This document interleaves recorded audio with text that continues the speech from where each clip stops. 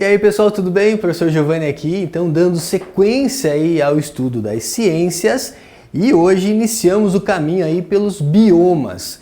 O tema é biomas brasileiros, mas a gente começa dando uma olhada nos biomas terrestres, depois falamos de biomas brasileiros e terminamos falando de biomas aquáticos. Então, fica ligado e vamos lá então, iniciando aí o estudo dos biomas. O capítulo fala de biomas brasileiros e nós iniciamos aqui falando de biomas terrestres. Então sintoniza teu pensamento comigo e bora lá. Veja só, você olha essa paisagem e você diz, caramba professor, que paisagem é essa? Só tem neve, só tem gelo. Sim, nós temos um bioma aqui, que é um bioma de elevada latitude, certo? Bioma de elevada latitude, ou seja, a tundra é um bioma onde você tem 9 meses, aproximadamente em torno de 9 a 10 meses de inverno. Inverno rigoroso, certo? Então a paisagem seria mais ou menos isso daqui. Quais as características que eu preciso saber em relação à tundra? Uma palavrinha, caso apareça aí no seu livro, no seu material, é bem importante saber o que significa permafrost. A tundra tem um solo que é permanentemente congelado.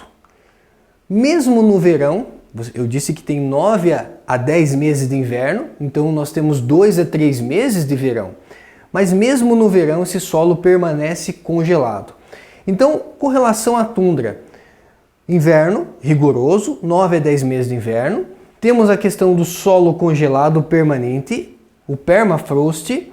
E aqui nós temos uma situação bem curiosa. Você já ouviu falar em seca fisiológica? Professor, o que é seca fisiológica? Seca fisiológica é quando não falta água nesse ambiente. Tem água, só que a água está indisponível. A água está congelada. Uma coisa é você ter uma seca por falta de água. Aqui não tem falta de água, aqui tem água, só que a água está congelada. Isso nós chamamos então de seca fisiológica. Olha a imagem que vai aparecer para vocês aqui, que interessante. Tá vendo que aqui tem uma camada de gelo? Ó? Isso aqui é o permafrost. Então durante o verão, olha como fica a paisagem.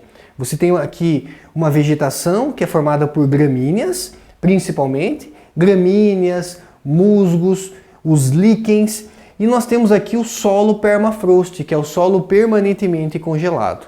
Legal? Aí muda a paisagem. Vamos dar uma olhada então na tundra agora no verão. Nossa, professor, mudou bastante. Muda bastante, mas uma coisa chama atenção. Não tem árvores. O que você acha que vai crescer em 2, 3 meses de verão? Ah, professor, uma vegetação bem rasteira. Isso, uma vegetaçãozinha bem rasteira. Gramíneas, você pode ter até aqui pequenos arbustos, mas principalmente gramíneas. Então nós teremos aqui os líquens, lembrando que líquen é uma associação mutualística entre algas e fungos, você já tem essa preparação aí, né? E nós temos aqui os musgos, e as gramíneas.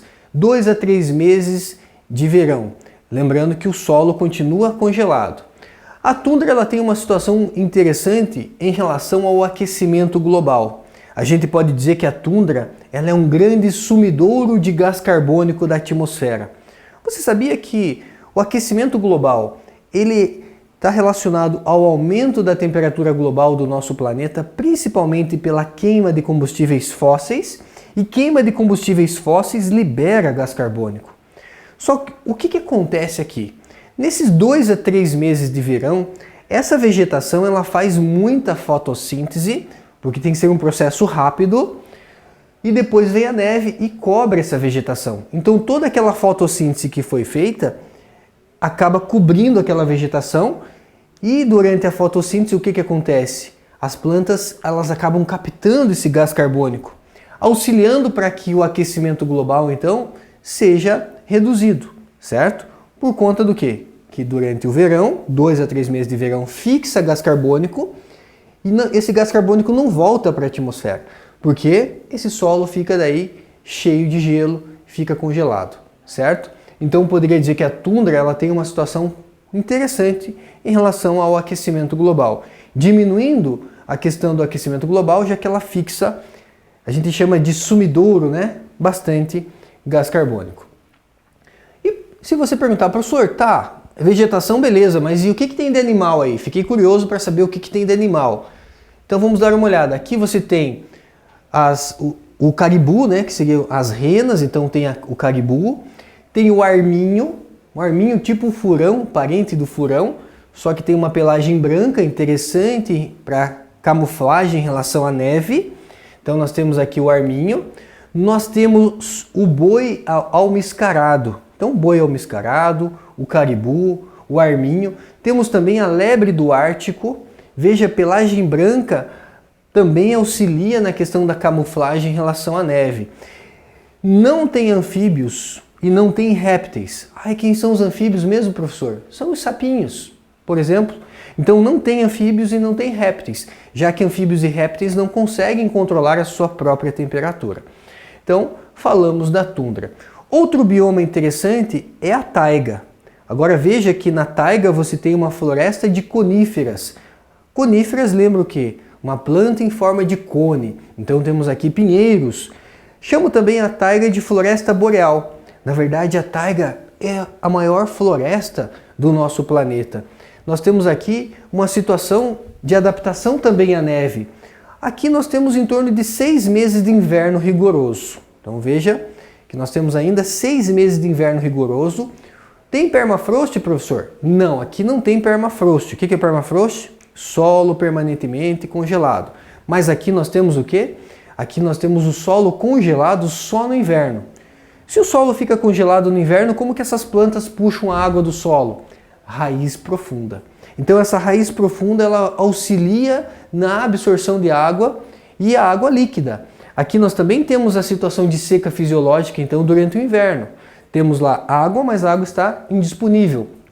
Só que essas plantas elas são bem adaptadas à neve e ao congelamento. Essas plantas elas nunca perdem as suas folhas. Então a gente usa o termo aqui perennifolia ou perennifolia. Folhas perenes são folhas que não caem. Então, nunca perde as folhas, estamos falando do bioma taiga. Vegetação característica de coníferas, de pinheiros adaptados à neve e ao congelamento. E a questão dos animais? Temos roedores, o lobo, o urso, raposas, o arminho novamente aparece ali.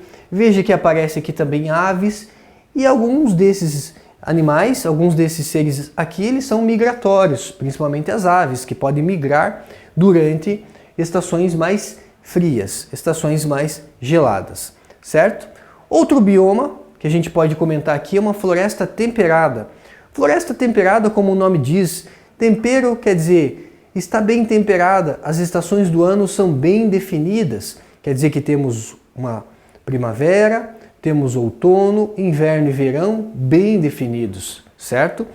Posso chamar a floresta temperada de floresta decídua. Floresta decídua significa que as folhas caem. As folhas aqui posso falar que são folhas caducas. Aqui nós temos um termo chamado de caducifolia. Folhas caducas são folhas que caem durante o outono. Gostaria que você fosse observando a paisagem. Então aqui nós temos, olha só, uma vegetação exuberante, 4 estações do ano bem definidas e as folhas caem no outono. As folhas caindo, o que vai acontecer? Essas folhas caindo, olha como muda a paisagem. E aí, às vezes, você pergunta assim, professor, essas plantas vão morrer porque elas ficaram sem folha? Não, elas não morrem. Elas entram num processo de como se fosse, né, uma hibernação. Vegetal não tem hibernação, mas é como se fosse uma hibernação. Dizendo assim, diminui o metabolismo.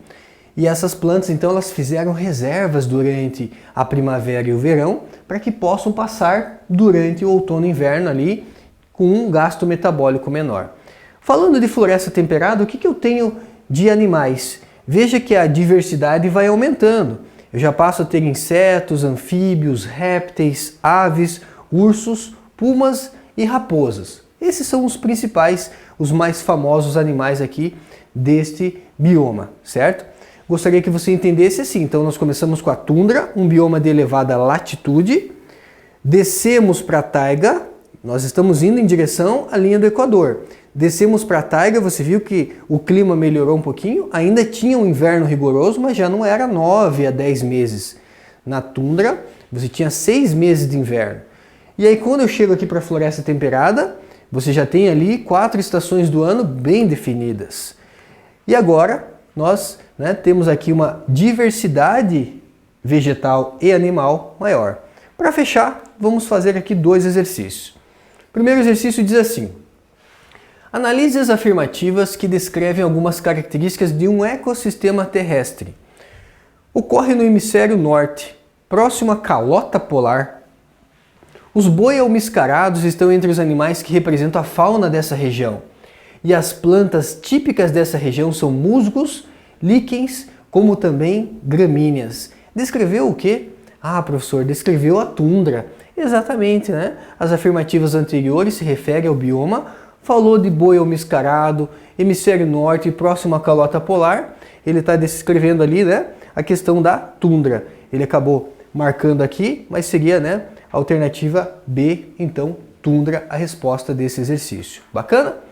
E o outro exercício, né, vimos aqui então que ele descreve boi almiscarado, ele descreve a questão que está na calota polar. Nós temos características da tundra. E olha só, a imagem já te dá uma dica, né? Você tem aqui uma imagem, observe a figura. Ele te dá uma imagem aqui de uma floresta de coníferas. Você tem ali, né, renas, caribus. O bioma apresentado é conhecido como... Ah, professor, Mata Atlântica não é. Tundra também não é, porque tundra você não tem essa vegetação. Você tem gramíneas, você tem líquens, você tem musgos na tundra. Taiga também, né? Será? Taiga, floresta boreal, floresta de coníferas. Então, taiga pode ser. Então, taiga com certeza. E cerrado, não. Cerrado a gente vai ver que é a nossa savana brasileira. Floresta decídua temperada, você já tem ali a questão das folhas caducas, as folhas que caem. E aqui ele mostrou o quê? Floresta de coníferas. Maravilha, gente? Finalizamos assim mais uma aula relacionada então ao estudo das ciências. Até a próxima!